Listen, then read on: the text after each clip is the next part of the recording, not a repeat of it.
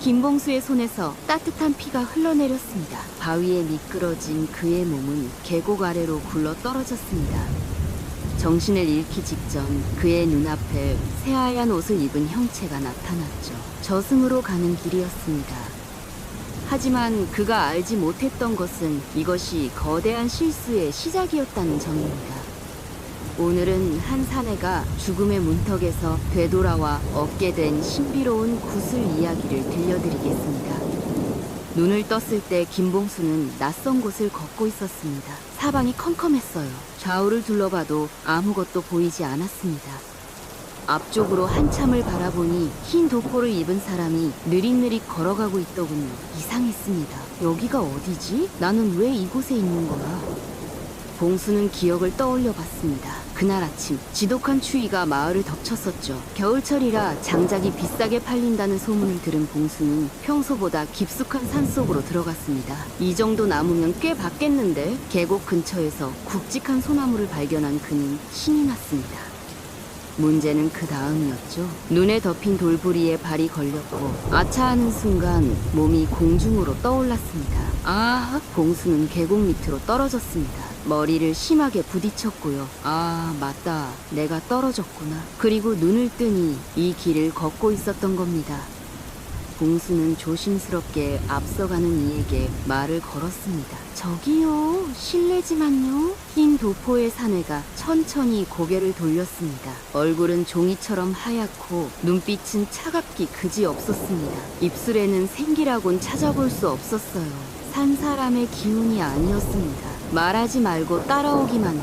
목소리가 얼음장처럼 차가웠습니다. 여기가 어디인지 알고 싶은데요. 말하지 말라고 하지 않았나? 그냥 귀만 따라와. 목소리에 힘이 실렸습니다. 봉수는 등골이 서늘해져서 더 이상 물을 수 없었어요.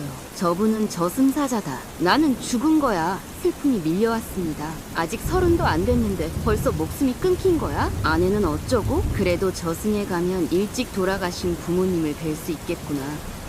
한참을 걷는데 이상한 일이 벌어졌습니다. 저승사자가 자꾸만 뒤를 돌아보기 시작한 거예요. 한 번, 두 번, 세 번. 이상하군. 저승사자가 중얼거렸습니다. 무엇이 이상하신 겁니까? 봉수가 조심스럽게 물었습니다. 너의 기운에서 아직 생명력이 느껴진다. 생명력이요? 산 사람의 숨결 말이다. 저승사자가 고개를 갸웃거렸습니다. 보통 이 길을 걷는 홀령들은 모습이 흐릿한데 너는 너무 뚜렷하구나. 봉수는 가슴이 철렁 내려앉았습니다. 그게 무슨 뜻입니까? 잠깐 기다려봐. 저승사자는 품속에서 두툼한 장부를 꺼냈습니다. 검은 가죽으로 쌓인 낡은 장부였어요. 이름이 뭐냐? 김봉수라고 합니다. 김봉수? 한번 찾아보마. 저승사자가 장부를 펼쳤습니다. 빽빽하게 적힌 이름들이 눈에 들어왔어요. 저승사자는 손가락으로 천천히 그 이름들을 훑어 내려갔습니다. 김봉수, 김봉수! 갑자기 저승사자의 손가락이 멈추더니 눈이 휘둥그레졌습니다. 왜 그러십니까? 제가 뭔가 잘못했습니까? 봉수가 떨면서 물었습니다. 이게 무슨 일이냐? 저승사자의 목소리가 흔들렸습니다. 김봉수라는 이름이 2개나 적혀있구나. 예? 2개요? 그렇다. 오늘 데려가야 할 김봉수가 2이나 적혀있어. 저승사자가 장부를 다시 들여다봤습니다. 한 명은 서쪽 마을 끝집에 사는 김봉수인데 나이가 60 넘었고 저승사자가 봉수를 쳐다봤습니다. 또 한 명은 동쪽 마을 끝집에 사는 김봉수야. 문제는 저승사자가 장부를 손가락으로 짚었습니다. 오늘 데려가야 할 사람은 60 넘은 노인으로 적혀있단 말이지. 60이요? 저는 29인데요. 그렇지. 그래서 이상하다고 한 거야. 저승사자가 턱을 쓸어내렸습니다. 어떻게 된 겁니까? 내가 사람을 잘못 데려온 것 같구나. 그럼 저는 어떻게 되는 겁니까? 기록을 다시 봐야겠어. 저승사자가 다시 장부를 넘겼습니다. 아직 한참 남았구나. 최소한 40회는 더 살아야 할 목숨입니다. 봉수는 머릿속이 하얘졌습니다. 40회요? 그렇다. 내가 큰 실수를 했어. 저승사자가 한숨을 쉬었습니다. 한 마을에 같은 이름이 2이라니. 그것도 하나는 60이고 하나는 30 안팎이라 400년 저승사자 생활에 이런 실수는 처음이구나. 그럼 저는 어떻게 되는 겁니까? 당연히 돌려보내야지. 저승사자가 방향을 틀었습니다. 어서 가자. 내 몸이 썩기 전에 돌아가야 해. 봉수는 얼떨결에 저승사자를 따라갔습니다.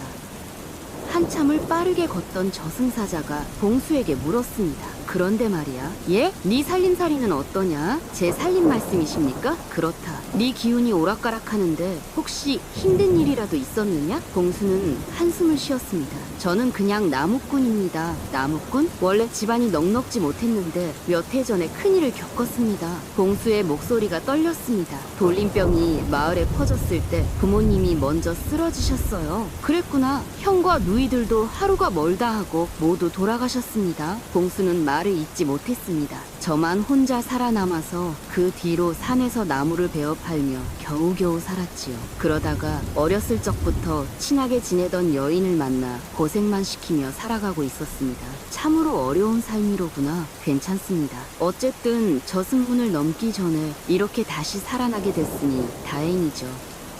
저승사자가 고개를 저었습니다. 내가 너에게 참 미안하게 됐구나. 예? 너를 잘못 데려온 죄도 크지만 네가 겪은 어려움이 내 눈에 훤히 보이는구나. 저승사자의 목소리가 부드러워졌습니다. 혼자서 얼마나 외로웠겠느냐, 얼마나 힘들게 살았겠느냐. 봉수는 코끝이 찡해졌습니다. 그동안 아무도 자신을 이렇게 위로해준 적이 없었거든요. 감사합니다. 저승사자는 잠시 생각에 잠기더니 품에서 무언가를 꺼냈습니다. 작은 구슬이었습니다. 손바닥 크기만 한데 은은한 빛이 났어요. 마치 달빛처럼 부드러운 빛이었습니다. 이것을 너에게 빌려주마. 예? 이게 뭡니까? 봉수가 놀라서 물었습니다. 행운의 구슬이라고 하느니라.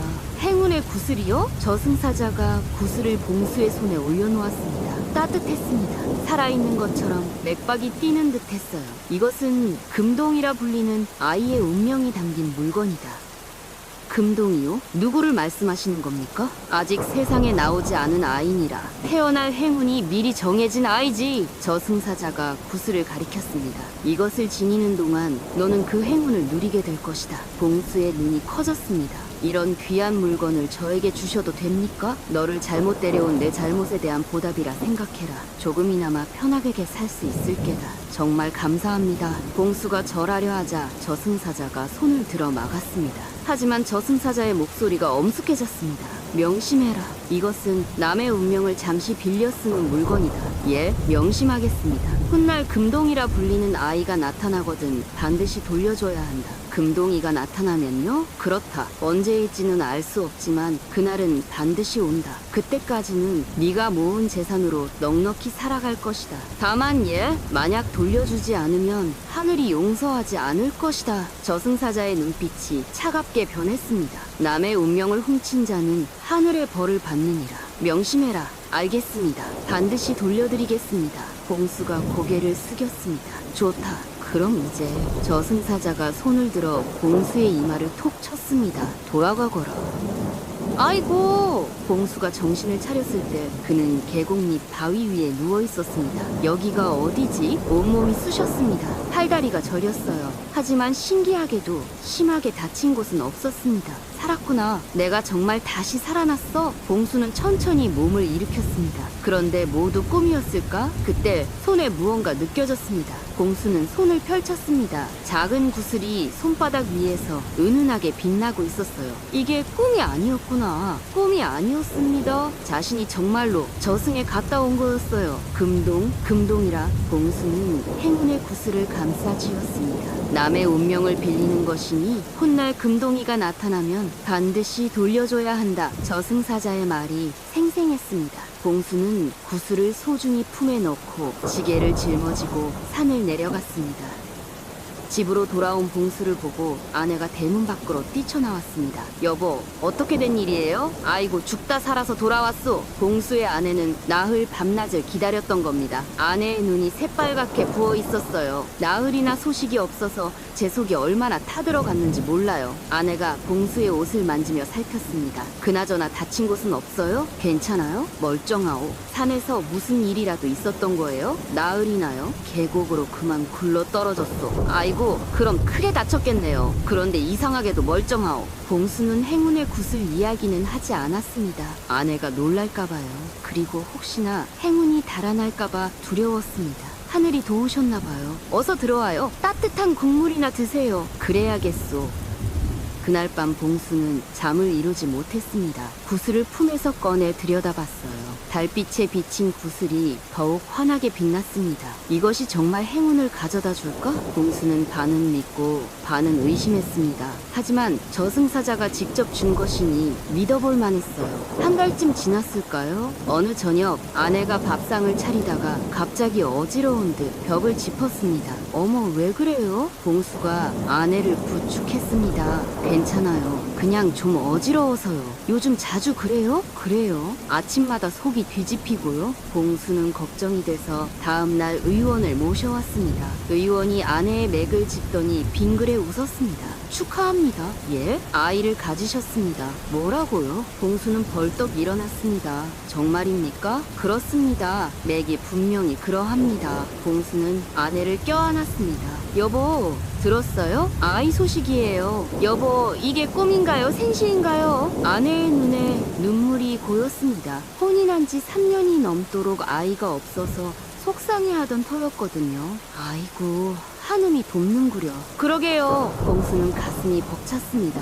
행운의 구슬, 구슬의 힘인가? 그 후로 신기한 일들이 벌어지기 시작했습니다. 한 달쯤 지났을 때였어요. 봉수가 평소처럼 산에 올라가 나무를 베고 있었습니다. 그날 아침은 유난히 날씨가 맑았습니다. 햇살이 나뭇가지 사이로 쏟아져 내렸죠. 봉수는 도끼를 들고 굵은 소나무를 찾아 산속을 헤맸습니다. 여기가 괜찮겠어. 알맞은 나무를 발견한 봉수는 도끼질을 시작했습니다. 땅! 땅! 도끼가 나무를 찍을 때마다 나무 속에서 맑은 소리가 났어요. 좋은 나무구나. 이 정도면 장터에서 제값 받을 수 있겠어. 1시간쯤 도끼질을 하니 나무가 쓰러졌습니다. 쿵! 큰 소리와 함께 나무가 땅에 닿았어요. 봉수는 땀을 닦으며 자리에 앉았습니다. 오늘은 이 정도면 충분하겠군. 점심때가 되어 쉬려고 바위에 앉았습니다. 품에서 주먹밥을 꺼내 한 입 베어 물었어요. 보리쌀이 섞인 주먹밥이었지만 맛있었습니다. 밥을 먹다가 문득 옆을 보니 바위 틈에서 빨간 무언가가 보이더군요. 저게 뭐지? 처음엔 열매인 줄 알았습니다. 봉수는 다가가 자세히 들여다봤습니다. 이게 웬일인가? 빨간 열매가 달린 풀이었습니다. 그런데 보통 풀이 아니었어요. 잎이 5갈래로 갈라져 있고 줄기에는 마디가 선명했습니다. 아, 이게 산삼이 아닌가? 봉수는 손이 떨렸습니다. 나무꾼으로 살아온 지 10여 년 산삼을 본 것은 처음이었거든요. 어릴 적 아버지에게 들은 이야기가 생각났습니다. 산삼은 하늘이 내린 약초라고 했죠. 귀한 사람만 발견할 수 있다고도 했습니다. 설마 내가 그런 귀한 사람일까? 봉수는 조심스럽게 주변을 둘러봤습니다. 혹시라도 누가 보고 있는 건 아닐까? 하지만 산속에는 봉수 혼자뿐이었어요. 이걸 어떻게 캘 수 있을까? 봉수는 허리춤에 차고 있던 작은 삽을 꺼냈습니다. 조심조심 산삼 주변의 흙을 파기 시작했어요. 뿌리를 다치게 하면 안 돼. 천천히, 천천히. 땀이 이마로 흘러내렸지만 봉수는 신경 쓰지 않았습니다. 오직 산삼을 다치지 않게 캐는 것에만 집중했어요. 한참을 파니 뿌리가 모습을 드러냈습니다. 뿌리가 굵었어요. 그것도 아주 굵었습니다. 아이고야, 이렇게 큰 것을. 봉수의 가슴이 두근거렸습니다. 1시간을 들여 겨우 산삼을 캤습니다. 손바닥보다 큰 뿌리였어요. 뿌리가 사람 모양을 닮았습니다. 이건 정말 귀한 산삼이야. 이것만 잘 팔면? 봉수는 산삼을 천으로 조심스럽게 싸서 품에 넣었습니다. 가슴이 콩닥콩닥 뛰었어요. 나무는 나중에 가져오면 되지. 지금은 이 산삼을 빨리 팔아야 해. 봉수는 지게도 챙기지 않고 곧장 산을 내려갔습니다. 평소보다 발걸음이 빨랐어요. 1시간쯤 달려 장터에 도착했습니다. 약을 파는 가게를 찾아갔습니다. 장터에는 여러 가게가 있었지만 봉수는 가장 큰 약방으로 향했어요. 약방 주인은 50대쯤 되어 보이는 노인이었습니다. 수염이 허연 것이 인상적이었죠. 이것 좀 봐주시겠습니까? 봉수가 조심스럽게 말했습니다. 무엇을 말이요? 노인이 안경을 고쳤으며 물었습니다. 봉수가 천을 풀어 산삼을 꺼내 보였습니다. 노인의 눈이 갑자기 커졌어요. 이게 산삼이요? 노인의 목소리가 떨렸습니다. 그렇습니다. 오늘 산에서 캤습니다. 어디서 캤다고요? 북쪽 산 깊은 곳의 바위 틈에서요. 노인은 산삼을 집어들고 이리저리 살폈습니다. 빛깔을 보고 냄새를 맡고 뿌리의 굵기를 살폈어요. 한참을 들여다보던 노인이 감탄했습니다. 물었습니다. 뿌리를 보니 6갈래인데요? 그런가요? 봉수는 잘 몰랐습니다. 이거 말입니다. 노인의 손이 떨렸습니다. 적어도 100년은 묵은 산삼이요. 100년이요? 봉수도 놀랐습니다. 그렇습니다. 제가 약방을 한 지 30년이 넘었지만 이런 것은 평생 처음 봅니다. 노인이 산삼을 들고 가게 안쪽으로 들어갔습니다. 잠깐만 기다리시오. 노인은 안쪽에서 무언가를 꺼내왔습니다. 돋보기였어요. 돋보기로 산삼을 더 자세히 들여다봤습니다. 색이 정말 좋습니다. 향도 진하고요. 뿌리에 상처도 없고요. 완벽합니다. 노인이 감탄했습니다. 이 정도 산삼이면 임금님께 올려도 손색이 없을 겁니다. 정말입니까? 그렇습니다. 노인이 산삼을 다시 천에 싸며 물었습니다. 얼마에 파실 생각입니까? 글쎄요, 저는 잘 몰라서요. 봉수는 솔직하게 대답했습니다. 산삼값을 아는 사람이 어디 있겠어요? 노인이 잠시 생각하더니 말했습니다. 은자 12냥을 드리죠. 12냥이요? 봉수는 기절할 뻔했습니다. 은자 12냥이면 자신이 1년 내내 나무를 팔아도 모을 수 없는 큰 돈이었거든요. 다리에 힘이 풀려 주저앉을 뻔했어요. 괜찮으시오? 노인이 봉수를 부축했습니다. 예, 괜찮습니다. 그냥 너무 놀라서요. 당연히 놀라실 겁니다. 평생 벌기 힘든 돈이니까요. 노인이 미소 지었습니다. 어떻습니까? 팔겠습니까? 네, 당장 팔겠습니다. 좋습니다. 노인은 안쪽 금고에서 은자를 꺼내왔습니다. 하나, 둘, 셋. 노인이 은자를 하나씩 세며 봉수 앞에 놓았어요. 10개, 11개, 12개, 정확히 12냥이었습니다. 봉수는 떨리는 손으로 은자를 받았습니다. 무거웠어요. 은자의 무게보다 그 값어치가 더 무겁게 느껴졌습니다. 감사합니다. 천만에요. 오히려 제가 고맙습니다. 이런 귀한 산삼을 저에게 파시다니요. 노인이 정중하게 인사했습니다. 혹시 또 산삼을 발견하시거든 꼭 저를 찾아주시오. 알겠습니다. 봉수는 은자를 품에 넣고 약방을 나섰습니다. 봉수는 장터를 나와 한참을 멍하니 서 있었습니다. 은자 12냥! 내 손에 이런 돈이? 꿈만 같았어요. 손으로 품을 만져봤습니다. 은자들이 딸그랑 소리를 냈죠. 꿈이 아니야. 정말이야. 봉수는 기쁨에 겨워 소리를 지르고 싶었지만 참았습니다. 사람들이 이상하게 볼까봐요. 그는 재빨리 걸음을 옮겨 집으로 향했습니다. 집으로 가는 길에 이런저런 생각이 들었어요. 이 돈으로 뭘 할까? 먼저 아내에게 좋은 옷을 사줘야지. 그리고 맛있는 음식도 해먹고. 아니야. 그것보다 더 중요한 게 있어. 봉수는 문득 깨달았습니다. 밭을 사자. 평생 나무꾼으로만 살 순 없잖아? 이제 나이도 30인데 언제까지 산만 오르내릴 건가? 밭이 있으면 농사를 지을 수 있고 농사를 지으면 안정적으로 먹고 살 수 있어. 봉수의 마음이 정해졌습니다. 집으로 돌아온 봉수는 은자를 펼쳐 보였습니다. 여보, 이거 좀 봐요. 아내가 저녁을 준비하다 돌아봤습니다. 어머나, 이 많은 돈을 어디서 구했어요? 산에서 산삼을 캤어. 그것도 100년 묵은 것을요. 100년 묵은 산삼이라니. 이럴 수가? 아내가 손으로 입을 막았습니다. 정말이에요? 정말 100년 묵은 거예요? 그래요. 약방 주인이 직접 확인했소. 하늘이 정말로 돕는구려. 그러게요. 봉수가 아내의 손을 잡았습니다. 여보, 이 돈으로 밭을 사는 게 어떻겠소? 밭이요? 예, 이제 우리도 농사를 지어보는 거요? 아내의 눈이 반짝였습니다. 정말요? 우리가 밭 주인이 될 수 있어요? 그럼요. 이 돈이면 충분히 살 수 있을 거요. 아내가 봉수를 꼭 껴안았습니다. 여보, 정말 꿈만 같아요. 나도 그래요. 다음날 아침, 봉수는 마을 이장을 찾아갔습니다. 이장은 마을에서 가장 나이가 많고 존경받는 어른이었어요. 이장님, 계십니까? 봉수가 대문 밖에서 불렀습니다. 오, 누군가 했더니 봉수로구나. 무슨 일인가? 이장이 나왔습니다. 혹시 남는 방이 있습니까? 이장이 눈을 크게 떴어요. 밭? 자네가 그걸 살 형편이 되나? 여기 은자 좀 보십시오. 봉수가 주머니에서 은자 몇 개를 꺼내 보였습니다. 이장이 놀라 몸을 뒤로 젖혔어요. 오호라, 자네 손에 이런 전이 들어오다니? 어떻게 된 일인가? 산에서 산삼을 캤습니다. 산삼이라! 그것도 귀한 것을 캤나 보구먼. 이장이 턱을 쓸어내렸습니다. 다행입니다. 작은 밭이라도 사고 싶은데요. 이장이 잠시 생각하더니 말했습니다. 마침 동쪽 언덕에 밭 한 떼기를 내놓았다고 하더군. 누가 팔려고 하는 겁니까? 김첨지라고 아나? 장터에서 생선 장사하시는 분이요? 그렇네.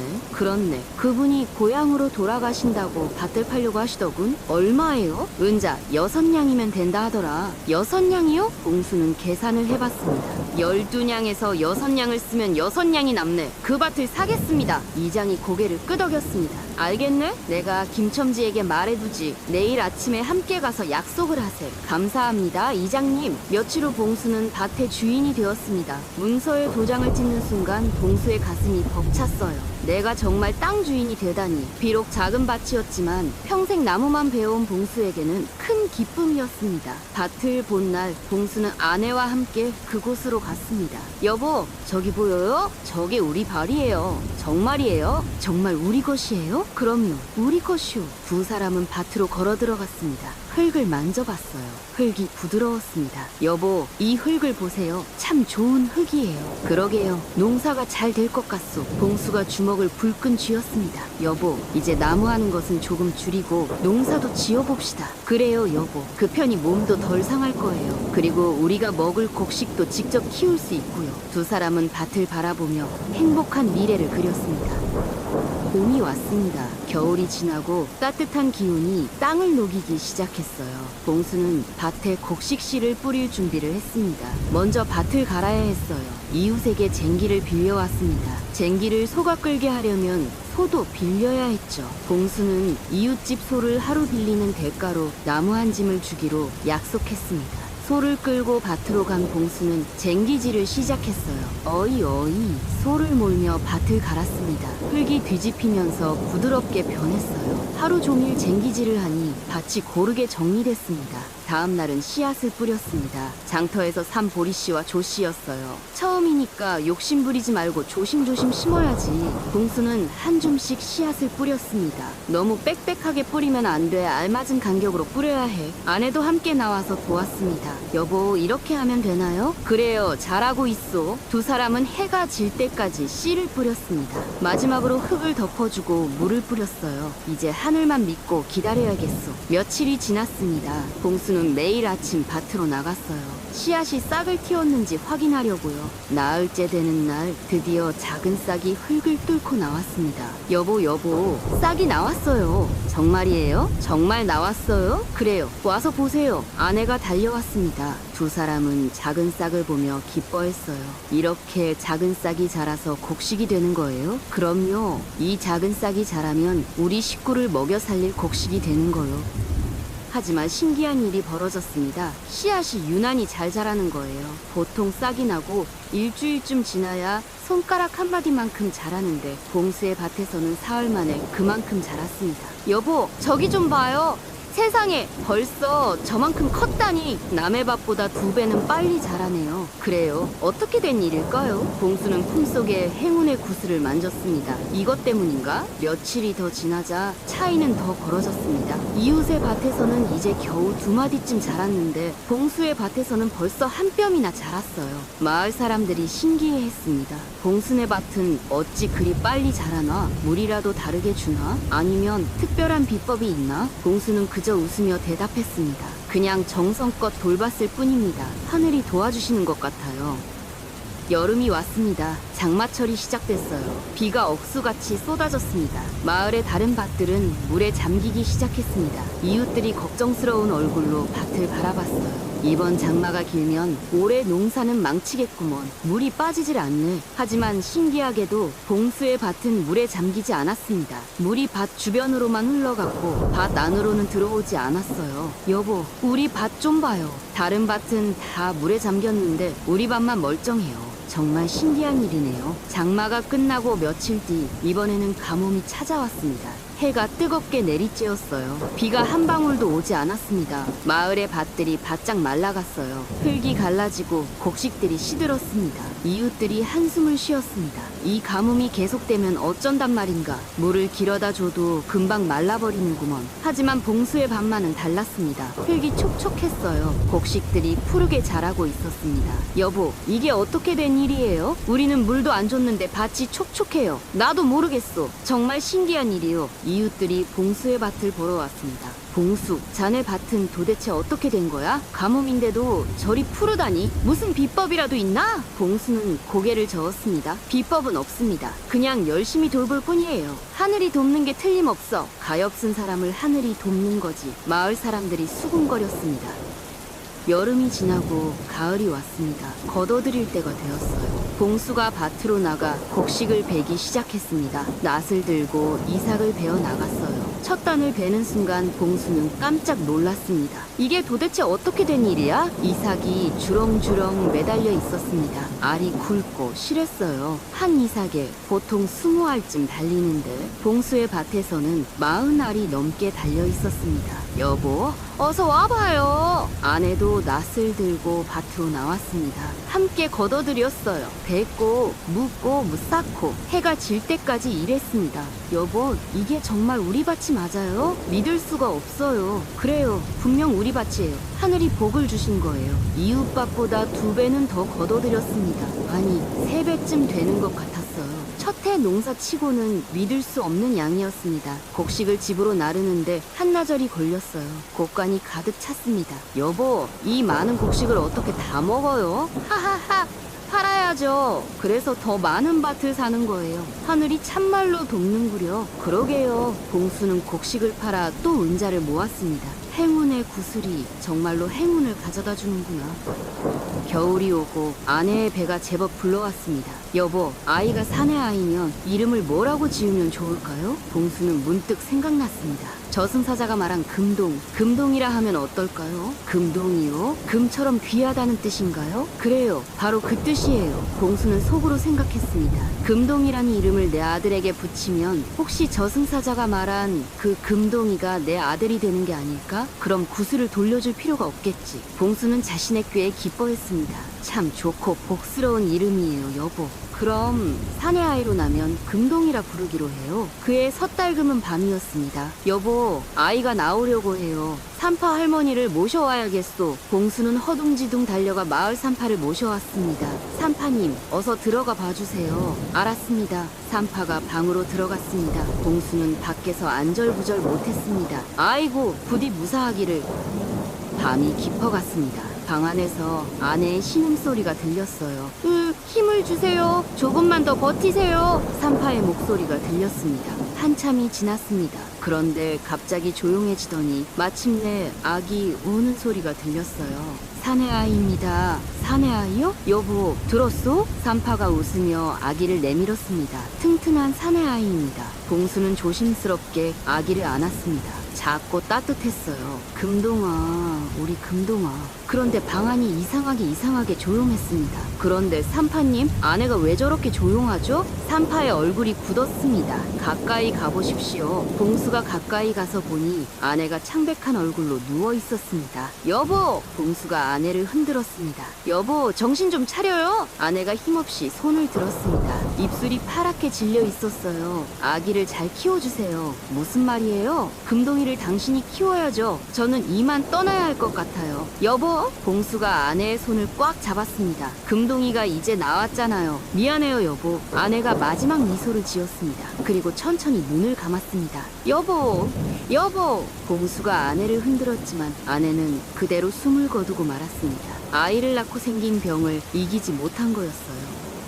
아니, 어떻게 이럴 수 있단 말이오? 봉수는 넋을 잃었습니다. 옆에서는 아기가 울었어요. 봉수는 고개를 떨구었습니다. 내가 욕심을 부려서 이런 일이 벌어진 건가? 봉수는 행운의 구슬로 돈과 자식을 얻었지만 사랑하는 아내를 잃었습니다. 여보, 미안해요. 내가 잘못했어요. 내가 욕심을 부렸어요. 금동이라는 이름을 욕심냈어요. 밤새 봉수는 아내 곁을 지켰습니다. 사흘 후 아내의 장례를 치렀습니다. 마을 사람들이 모여 조문했어요. 봉수, 힘내게. 아이고, 그 어린 것은 어쩌려고. 산파 말이 아이를 낳고 생긴 열병이 심했다고 하더군. 장례를 치르고 돌아온 봉수는 울고 있는 아기를 안았습니다. 금동아, 미안하구나. 네 어미를 아비가 지켜주지 못했구나. 봉수는 눈물을 흘렸습니다. 욕심을 부렸어. 내가 남의 운명을 탐했으니까.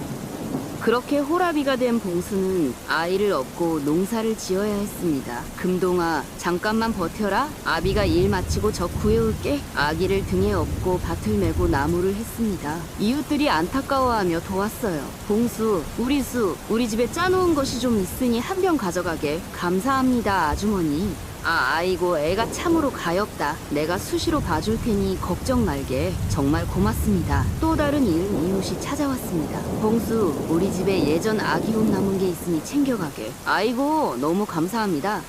우리 애도 다 커서 이젠 쓸 일 없네. 이상하게도 모든 사람들이 스스로 찾아와서 봉수를 도왔습니다. 행운의 구슬 힘인가? 금동이는 무럭무럭 잘 자랐습니다. 다른 아기들보다 튼튼했고 병치레도 없었어요. 그리고 봉수가 짓는 농사는 해마다 풍년이었습니다. 봉수의 밭은 올해 또 풍년이구먼. 하늘이 돕는 게 분명해. 가엾은 일을 하늘이 내버려두지 않으시네. 그래, 봉수는 거둬들인 곡식을 팔아 돈을 모았습니다. 그리고 조금씩 땅을 더 샀어요. 그렇게 아내 없이 한 해가 지나고 두 해가 지나고 세 해가 지났습니다. 이제 봉수는 제법 부자가 되어 있었습니다. 밭이 대여섯 마직이나 되었고 곳간에는 곡식이 가득했어요. 아버지, 밥 주세요.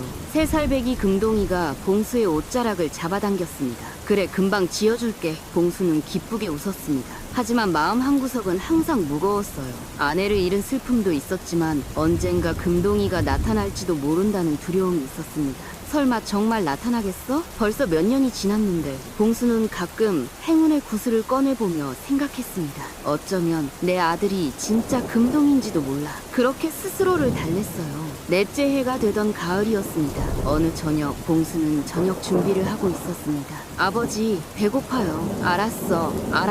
조금만 참거라. 그때 대문 밖에서 소리가 들렸습니다. 실례합니다. 누구 안 계세요? 봉수가 나가보니 보따리를 머리에 인 한 여인이 서 있었습니다. 여인의 모습이 초라했습니다. 옷은 낡았고 얼굴은 여위였어요. 누구십니까? 저는 행상을 하는 여인입니다. 여인이 고개를 숙였습니다. 이 근처를 지나가다가 해가 저물어 버려서 헛간이라도 좋으니 하룻밤 신세 좀 지게 해주십시오. 봉수는 여인을 자세히 보았습니다. 얼굴이 창백하고 발걸음이 불안정했어요. 무엇보다 저 배가 부른 것 같은데? 헛간은 무슨? 어서 들어오시오. 정말 괜찮으시겠어요? 추운데 어서 들어오시라니까요. 봉수는 여인을 안방으로 안내했습니다. 금동아, 얼른 물 떠들여라. 손님이시다. 안녕하세요. 3살배기 금동이가 꾸벅 절했습니다. 여인이 금동이를 보며 미소 지었습니다. 아이고, 귀한 아드님이네요. 몇 살인가요? 3살입니다. 참 씩씩씩하구나. 봉수는 부엌으로 가서 저녁을 더 준비했습니다. 밥과 된장국 그리고 나물 몇 가지를 상에 올렸어요. 변변치 않지만 드세요. 고맙습니다. 정말 고맙습니다. 여인은 밥을 한 숟가락 뜨더니 눈물을 흘렸습니다. 왜 그러세요? 죄송합니다. 고마운 마음이 북받쳐서 그만이요. 천천히 드세요. 여인이 밥을 다 먹고 나자 봉수는 조심스럽게 물었습니다. 예의 없는 질문입니다만 아이를 가진 듯한데 어찌 행상을 하십니까? 여인의 배가 제법 불러 있었던 겁니다. 여인이 고개를 끄덕였습니다. 예, 달이 9째입니다. 9달이요? 그런데도 어찌 이 고된 길을? 여인이 긴 한숨을 쉬었습니다. 남편이 3달 전에 갑자기 눈을 감았습니다. 아이고야, 장에 나갔다가 그만 쓰러졌지요? 의원도 손을 쓰지 못한다고 하더군요. 여인이 눈물을 닦았습니다. 뱃속 아이와 살 길이 막막해서 이런 행상이라도 붙잡은 겁니다. 봉수는 가슴이 먹먹했습니다. 자신도 아내를 일찍 여인이 그 아픔을 알았거든요. 참으로 고생이 많으셨겠습니다. 괜찮습니다. 이렇게 따뜻한 밥 한 끼 얻어먹을 수 있기만 해도요. 푹 쉬세요. 다리도 많이 붓고 몸조리부터 하셔야죠. 고맙습니다. 여인이 옆방으로 들어갔습니다. 봉수는 금동이를 재우고 밖에 나와 하늘을 올려다봤습니다. 저 가엾은 여인, 남편도 잃고 혼자 아이를 키워야 하다니 자신의 처지와 비슷했습니다. 한밤중이었습니다. 방 안에서 신음소리가 들렸습니다. 봉수가 잠에서 깼어요. 괜찮으세요? 봉수가 옆방문을 두드렸습니다. 여인의 떨리는 목소리가 들려왔습니다. 아기가 곧 나올 것 같습니다. 뭐라고요? 지금요? 지금 아이가요? 예, 진통이 와서. 아이고. 봉수는 급히 옷을 걸치고 밖으로 뛰쳐나갔습니다. 산파님을 모셔와야 해. 봉수는 이웃집으로 달려가 마을 산파를 깨웠습니다. 무슨 급한 일인가? 저희 집에 든 손님한테 갑자기 해산이 시작됐습니다. 뭐라? 이 밤중에? 산파가 얼른 짐을 챙겨 따라왔습니다. 아이고, 이 일을 어쩐다. 진작 알렸어야지. 산파가 허둥지둥 방으로 들어갔습니다. 봉수는 밖에서 안절부절 못했습니다. 아이고, 저 가엾은 여인이 무사해야 할 텐데. 방 안에서 여인의 신음소리가 들렸어요. 아이고, 나 죽겠네. 조금만 더 버티세요. 산파의 목소리가 들렸습니다. 1시간쯤 지났을까요? 드디어 아기 우는 소리가 들렸습니다. 사내입니다. 무사히 사내를 낳았습니다. 아이고, 참 다행이네요. 산모는 어떻습니까? 지쳐있지만 무사합니다. 봉수는 안도의 한숨을 쉬었습니다.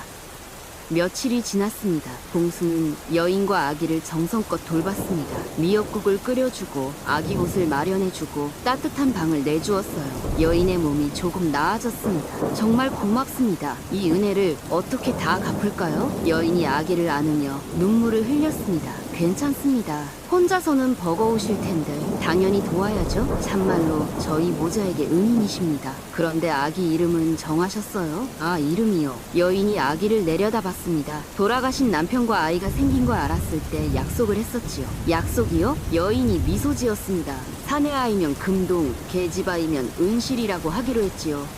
뭐라고 하셨어요? 괜찮으세요? 금동이라고요? 금처럼 귀하라는 뜻으로요. 봉수의 얼굴이 하얗게 질렸습니다. 금동! 왜 그러세요? 어디 편찮으세요? 아닙니다. 그냥요. 봉수는 벌떡 일어나 밖으로 나갔습니다. 봉수는 뒷마당으로 나가 벽에 기댔습니다. 진짜 금동이다. 진짜 금동이가 태어난 거야. 가슴이 쿵 내려앉았습니다. 저승사자가 말한 그 금동이가 바로 저 아이였구나. 손이 떨렸습니다. 그럼 행운의 구슬을 돌려줘야 한단 말인가? 봉수는 품속의 구슬을 만졌습니다. 이것을 돌려주면 나와 우리 금동이는 다시 가시간해질 텐데. 그날 밤부터 봉수는 잠을 이룰 수 없었습니다. 어떻게 하지? 봉수는 괴로워했습니다. 행운의 구슬을 저 여인에게 주면 우리는 이제 막 나아진 살림이었습니다. 밭도 생기고 곡식도 쌓이고 사람들도 좋아하고요. 이 모든 것이 다 사라지는 건가? 아니야. 하지만 저승사자께서 반드시 돌려주라고 하셨어. 만약 안 돌려주면 어떻게 되는 걸까? 봉수는 머리를 쥐어뜯었습니다. 하늘의 벌을 받는다고 하셨지. 하지만 어떤 벌일까?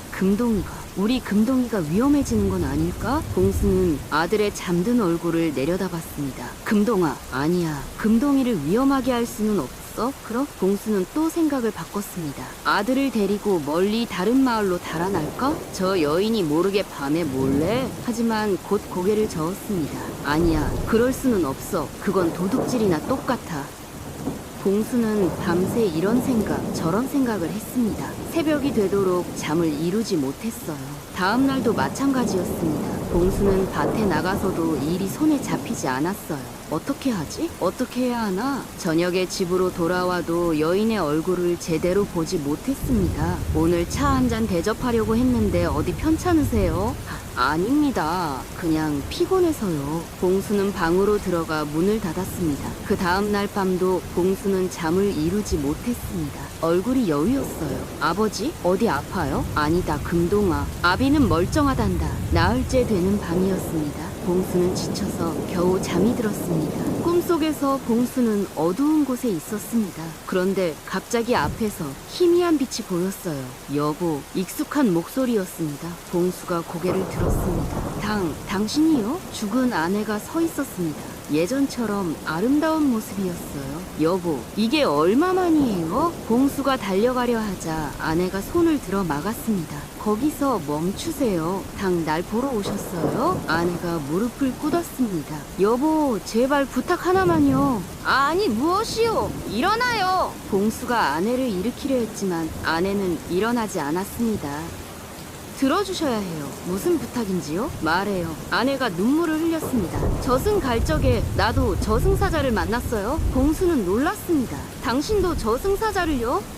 그런데 당신을 잘못 데려갔던 바로 그분이었어요. 그래서 그분 말씀이 당신이 남의 운명을 빌려 쓰고 있다고 하더군요. 봉수는 숨이 막혔습니다. 그거 어떻게? 그 운명의 주인이 금동이라는 이름을 가진다고 하더군요. 아내가 봉수의 손을 잡았습니다. 여보, 우리 아들 이름도 금동이 아니에요? 그건 혹시 그 빌린 운명의 진짜 주인이 우리 아이가 아닐까 해서 그런 마음으로 이름을 지으신 게 아니에요? 봉수는 봉수는 고개를 떨궜습니다. 그래요. 하지만 여보, 아내의 목소리가 절실했습니다. 지금 집에 머무는 갓난아이, 그 아이 이름도 금동이라고 하잖아요. 그걸 어떻게 알아요? 저승에서는 다 보이는 법이에요. 아내가 봉수의 두 손을 꽉 잡았습니다. 여보, 그 아이가 그 운명의 진짜 주인이라면 반드시 그 아이에게 운명을 돌려줘야 해요. 하지만 당신, 그러면 우리 살림은? 그렇지 않으면 우리 아들이 무사하지 못해요. 아내의 목소리가 다급했습니다. 남의 운명을 훔친 자의 자식은 하늘이 데려가 버린다고 해요. 당신? 여보, 저도 욕심 때문에 일찍 갔어요. 아내가 울었습니다. 당신이 욕심내서 우리 아들 이름을 금동이라 지으셨던 그날 하늘이 노하셨어요. 네, 내 탓이란 말이요? 그래서 날 먼저 데려가셨지요? 당신한테 경고하려고요. 봉수는 무릎이 꺾였습니다. 다 내 탓이로구나. 내가 그대를 죽게 만든 거로구나. 이제라도 늦지 않았어요. 행운의 구슬을 돌려주세요. 그래야 우리 금동이가 무사해요. 하지만 욕심을 놓으세요. 진짜 행운은 남의 것을 훔쳐서 얻는 게 아니에요. 아내가 천천히 사라지기 시작했습니다. 당신 제발 우리 금동이만은 지켜주세요. 아내가 완전히 사라졌습니다. 여보, 봉수는 잠에서 깨어났습니다. 숨이 가쁘고 온몸이 땀으로 젖어 있었어요. 꿈이었단 말인가? 하지만 너무나 생생했습니다. 봉수는 옆에 누워있는 금동이를 내려다봤습니다. 금동아, 아들은 평화롭게 자고 있었습니다. 그래, 너만은 지켜야지. 봉수는 고개를 끄덕였습니다. 이 욕심을 놓아야겠구나. 봉수는 품에서 행운의 구슬을 꺼냈습니다. 달빛에 구슬이 빛났습니다. 이제 돌려줄 때가 되었구나. 봉수는 구슬을 꽉 쥐었습니다. 고마웠어. 너 덕분에 잠시나마 좋은 날들을 보았구나.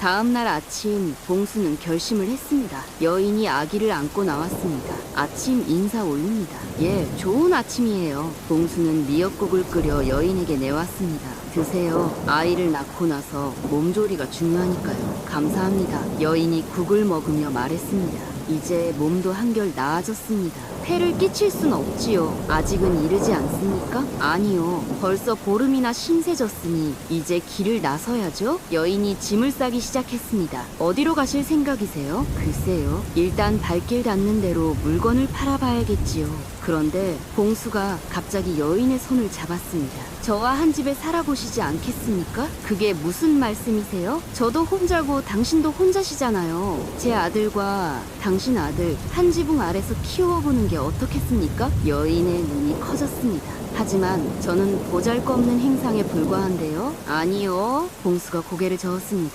남편을 잃고도 아이 때문에 온갖 고생을 견뎌낸 굳센 어미이시죠. 저도 아내를 잃고 혼자 아이를 키워보니 그 어려움을 압니다. 봉수가 여인의 손을 꽉 잡았습니다. 함께 삽시다. 함께 아이들을 키웁시다. 여인의 눈에 눈물이 고였습니다. 정말 괜찮으시다는 말씀이세요? 물론입니다. 제 속마음 진심이에요. 여인이 고개를 끄덕였습니다. 고맙습니다. 참말로 고맙습니다. 그렇게 두 사람은 부부가 되었습니다. 봉수, 복된 일 났네. 아이들도 형제를 얻었으니 더할 나위 없이 좋지 않은가? 하늘이 돕는구먼. 봉수는 첫째 아들의 이름을 길동이로 바꿨습니다. 금동아, 예, 아버지. 이제부터 네 이름은 길동이란다. 길이 오래오래 행복하라는 뜻이야. 길동이요? 마음에 들어요. 둘째는 새어머니가 낳은 금동이었습니다. 이제 우리는 한 식구다. 형제끼리 사이좋게 지내야 한다. 예, 아버님, 아버지. 그리고 그 다음 해 셋째 아들 은동이가 태어났습니다. 은동아, 은처럼 맑고 귀하게 자라거라. 봉수는 새 아들을 보며 기뻐했습니다. 길동이, 금동이, 은동이, 우리 귀한 아들들. 봉수는 어느 날 금동이에게 행운의 구슬을 건넸습니다. 그런데 금동이는 그것을 아무데나 놓아두고는 잊어버렸습니다. 진짜 금동이가 태어났으니 이 집에 있는 것만으로도 행운이 머무는 거겠지? 봉수는 생각했습니다. 그런데 놀라운 일이 일어났습니다. 금동이가 구슬을 잃어버렸는데도 행운이 끊이지 않았던 겁니다. 봉수의 밭은 또 풍년이로구먼. 저 집은 뭘 해도 술술 풀리더라. 봉수의 집은 날로 좋아졌습니다. 농과 밭은 늘어났고 고가는 가득 찼고 집도 크게 지었어요. 아, 이것이 무슨 일인가? 공수는 깨달았습니다. 진짜 행운은 구슬에 있는 것이 아니었구나. 여인을 받아들이고 아이를 함께 키우기로 한 그 선택, 욕심을 버리고 나누기로 한 그 마음, 그것이 진짜 행운을 부른 것이었습니다. 이 이야기는 오랫동안 마을에 전해져 내려왔습니다. 저승사자의 실수로 행운을 빌린 나무꾼이 욕심을 버리고 바른 선택을 해서 더 큰 행운을 얻었다는 이야기요. 그리고 진정한 가족은 피가 아니라 마음으로 이어진다는 아름다운 이야기로 말이죠. 남의 것을 탐내는 욕심은 결국 불행을 부르지만 나누고 베푸는 마음은 더 큰 복을 부른다는 가르침이 오늘날까지 전해지고 있습니다.